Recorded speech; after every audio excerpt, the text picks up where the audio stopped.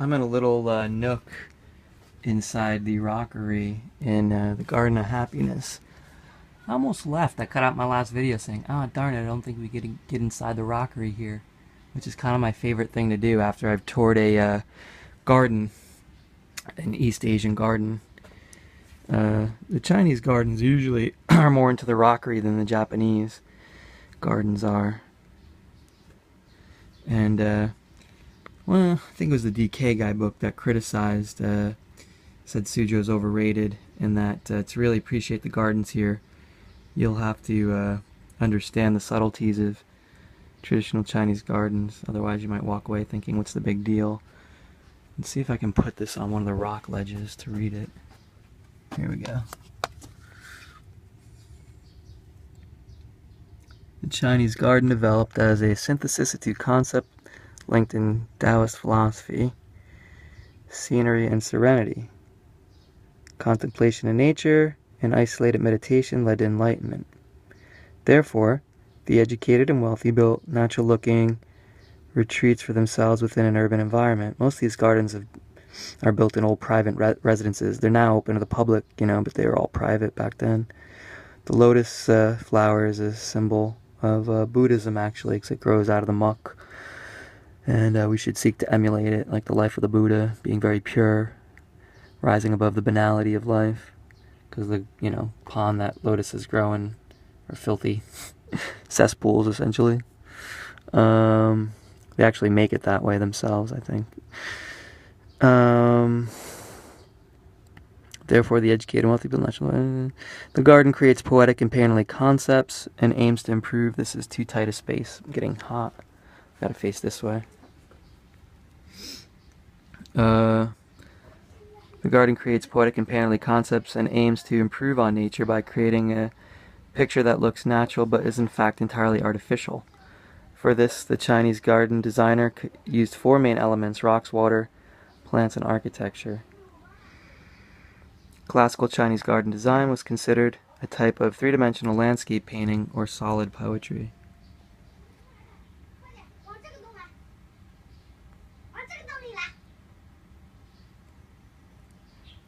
Go away, buggies.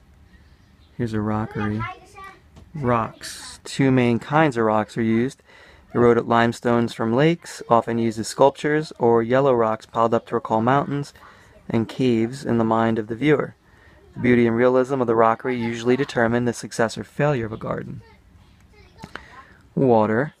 An essential element of life, water could also be used in the garden as a mirror, and so to make the garden appear bigger. Water also serves as a contrasting partner and therefore a balance to the hard stone. Finally, is a home for goldfish, symbols of good fortune. The reflection to make the garden look bigger, it's also kind of neat because they have a mirror in this garden in one of the pavilions, kind of serving the same purpose, so that you can face inside the pavilion, but you could still look out, into the nature through the mirror, and at yourself, I guess, in meditation.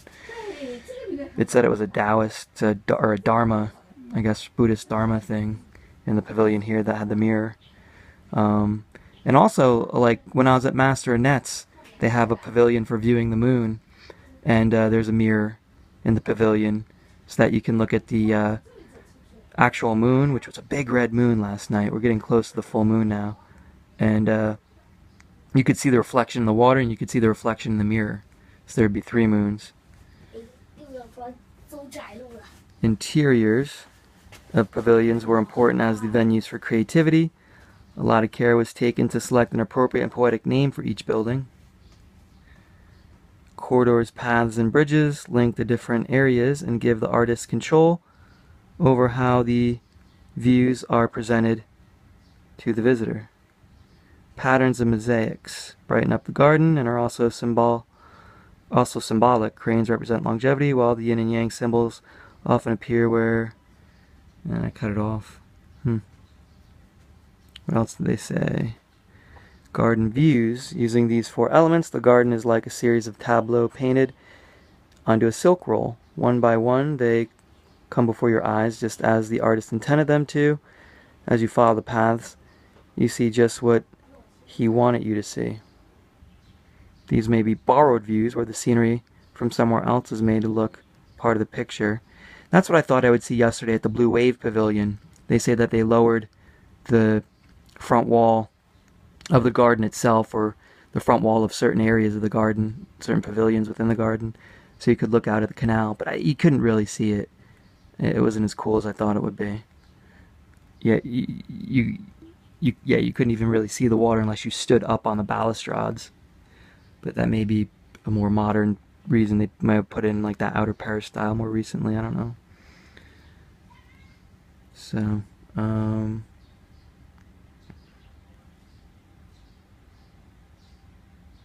see what you want to see. Borrowed scenes, hidden views, where you round a corner to come upon an unexpected scene, kind of like here in the labyrinth of the rockery. Or contrasting views where leafy bamboo softens the view of rock. Or opposite views as the yin element water balances the yang element rock. That's probably what I cut off on the other side. Pattern screens allow in a certain amount of light and may be used to cast pattern shadows on white walls. They're also sometimes used to give tempting partial views through to other areas of the garden. Moongate is a round door that neatly frames a view as though it were a picture. Gates can be square. Oh no, mosquito found me. Gates can be square. Can be square, jar, or even book-shaped. I gotta get out of here because that mosquito found me. Let me go out in the sun, get away from him. Hello.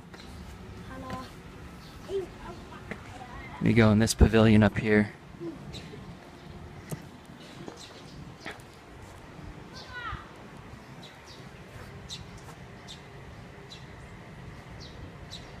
I hope the mosquito didn't follow me. Okay. So what are we saying here? We were talking about gardens. Cancel.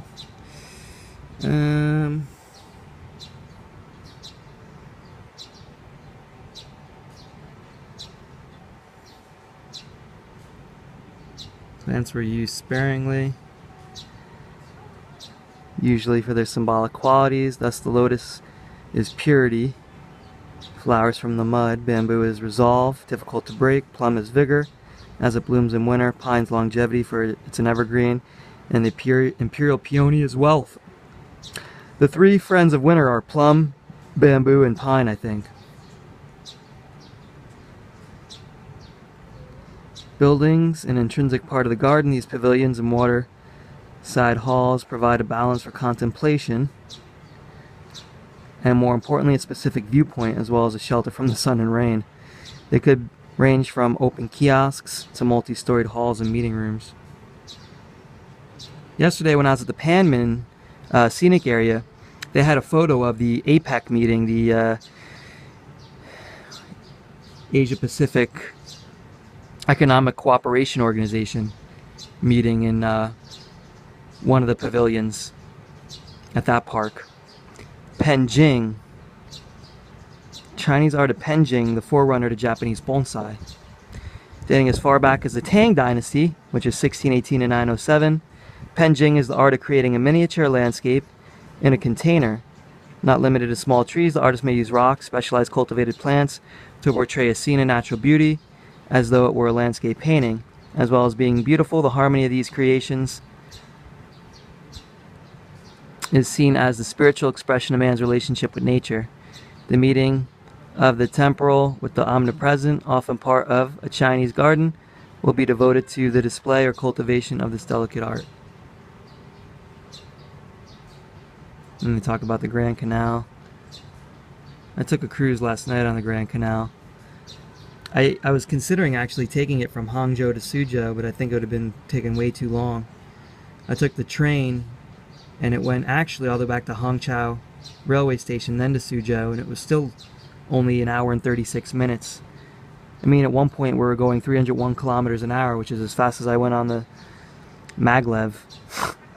here from the airport to Long Yuan station. But you can take, like I did last night, cruises on it just for short parts. I think I was on the ancient part of it. There's probably a more modern transport side of it, although I did see barges going up and down. The portion I went on is like the area where the Waichang River goes to the west and south of old Suzhou, ancient Suzhou city walls. And I think there may be a more modern barge traffic corridor, you know, for the there's so many waterways around this area in the lower Yangtze. So the main idea was to connect river systems so that you have multiple ways to get around from all the rice fields. And essentially it was to feed Beijing, the Grand Canal, get the rice up north from down south. They couldn't grow as much rice because of the climate up there. And so the 1,150 something, I think, mile long Beijing-Hangzhou Grand Canal crosses like 5 rivers from the Yellow River down to the Chantang River? Yeah, it's the one in Hangzhou that I saw a few days ago from the pagoda, Six Harmonies Pagoda. It's got the famous tidal bore, which in August is supposed to be huge. Oi! So I think I've seen everything now. That's interesting. I didn't really pick up on the yin-yang and the balance that smooth water has with hard rock. Yin-yang, that's a neat concept. I didn't pick up on that. And like I was paying attention in my last video to the subtle views that you got, the more the changing views, because each window has a different pattern on it. And I was paying attention to like how the view changes more because of the pattern and what's behind it, more than it giving you like a teasy, subtle look at dead end at the so I'm not going to turn the light on in this part of the video so you can see what it would be like to walk through here and think, oh no, there's no way for me to get through here, it's a dead end. But wait, there's a glimmer of light. So you keep walking, and then you got to turn to your side and squeeze through, and you barely make it. Oh, and then you come out. There's a place to sit in the cool. Yeah, it's like 10-15 degrees cooler in here.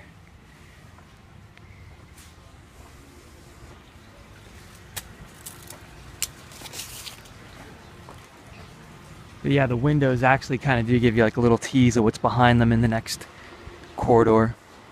So this is what Suzhou is all about. It's actually a nice place to come with a partner, travel partner, because it's a lot of gardens, so it's like not real heavy. There is a big museum, but I've heard it's kind of lame.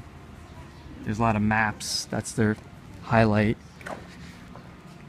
So if you come here with someone, it's a good way to compromise, because if one person just wants to chill out while the other person does a little bit of walking, you can easily find each other when one person's done, and the other person can sit and read or get something to eat. There's tea houses, you know. I actually had scheduled more time in Suzhou at first than I did in Hangzhou, but I think there's way more to see in Hangzhou, so I already pretty much did the whole south end of Suzhou.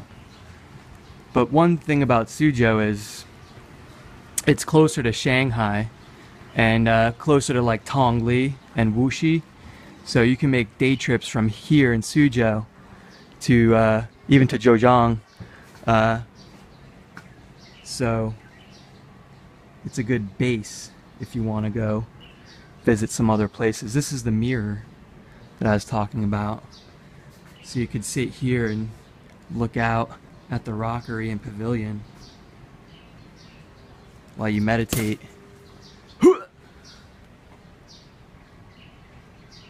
Meditate my direction. This is facing wall pavilion. I saw a big stone like this in Yuan garden in Shanghai, in the back of the garden, and they said it was from the Forbidden City, or at least in the style, from the same factory maybe that produced the stone brick for the Forbidden City's pavers. See, I think it's actually stone, carved stone, but it's essentially carved into bricks, large bricks or pavers to be used for this kind of thing. All right, time to get out of here and go on to the next garden. I think you should schedule about an hour for each garden is usually enough to actually be in the garden. I mean, you could do it in 15 minutes if you just wanted to zip through, but why bother, you know? Hang out and enjoy it. And you could do, if you want, even doing an hour a day for each one. You could easily do 7 gardens and still have a nice lunch. They open up at like 7:30 in the morning. And a lot of them are open till at least 5 or 6. Or like the garden I went to last night, Master of Nets, this time of year they're doing their evening performance.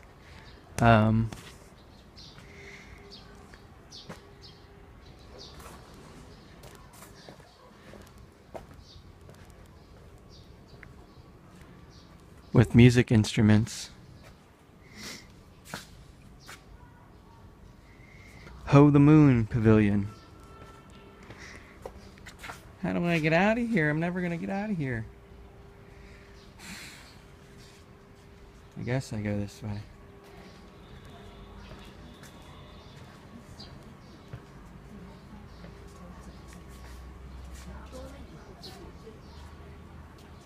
One weird thing that I think you do have to ignore when you come to a lot of these gardens is the buildings that you see beyond. I mean, they don't add anything to the view, and I guess maybe you could look at it and say, oh, like the world's so mundane and ugly and I'm here in my beautiful little Zen area, ha ha ha. But I'd prefer to not think about the outside world, you know, out of sight, out of mind kind of thing when I'm here, and not look up over the edge and see ugly deteriorating, you know, tenement buildings. Almost makes you feel a little guilty for enjoying yourself.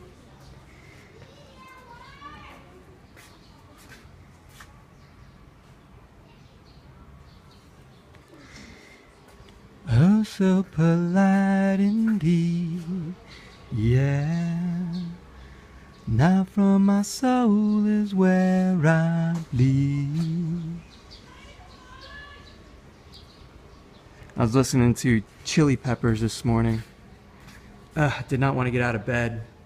Last night an ATM ate my card. It'd take me like probably a week to get it back. And they said if I didn't sign it, then I'm gonna have to have a statement from my bank, which I guess I could go online and print out. I have a backup card, so I'm not really concerned, although it makes me uncomfortable to be down to one card. And so you could get like a tantalizing view through the window of what's out there, but instead of completely revealing it to you, it just kind of teases you. And so you have to say, what's there? And then go find out. Same thing with the zigzag bridge. It's kind of like, ooh, how do I go over that? Okay, I'll just walk, but it kind of forces you to slow down a little bit, be more contemplative about your movement. So preparing you for your exit and easing you into your entry is the tea house, where there's a little more boisterous activity. Now this is a modern, you know, thing that they put into most of the gardens, the tea houses. And it's interesting though, because I think it kind of adds to the flavor. because as you're entering from a busy world, you see a little, you know, taste of the outside world, and then as you're coming back out, it prepares you to remember, I'm heading back out into busy society. We're just 100 meters up from the Leichiao metro station on the 1 line, and a bus stop. There's a lot of construction. This is Renmin Road, but you can't see anything. There's so much construction going on. Garden of Harmony. I've heard it called Garden of Pleasure on their own ticket, or Garden of Happiness, I think maybe they said on their ticket. Garden of Pleasance.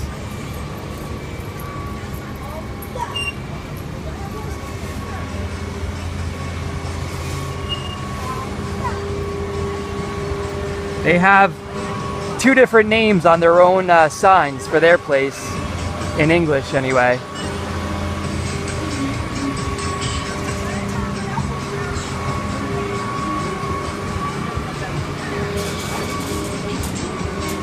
I'm gonna get a bottle of water. I have to discipline myself to chug a bottle of water at each stop I go to,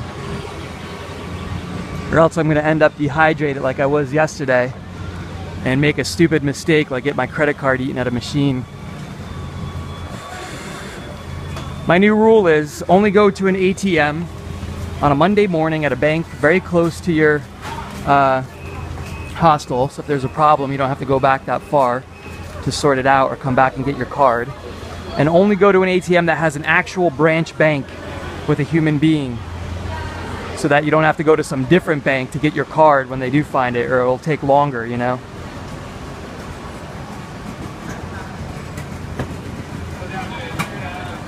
The first rule about going to an ATM close to your hostel or hotel, I had that one down already, but I didn't have the Monday morning down yet.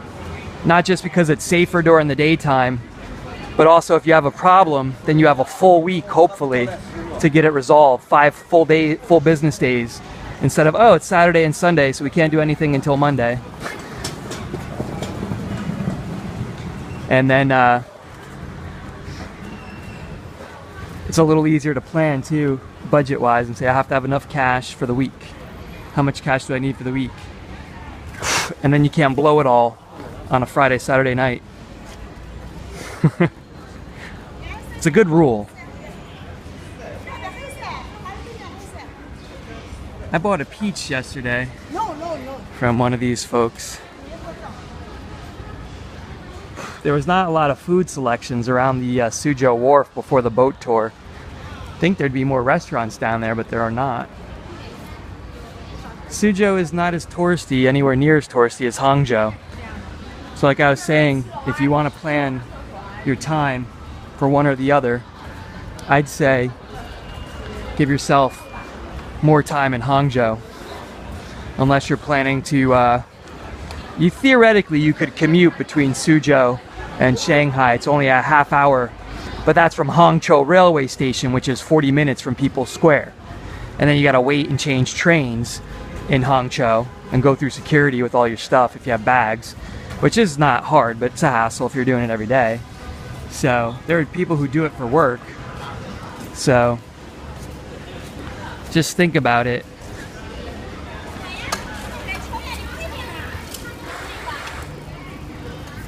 A lot of expats do live in Hangzhou area of Shanghai.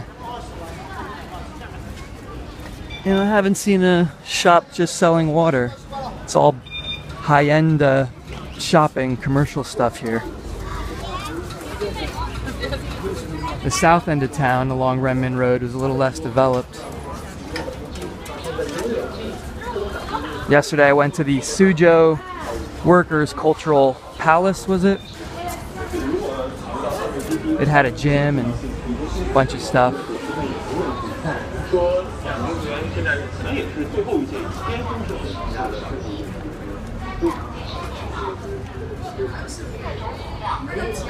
It's right across from the Confucian Temple.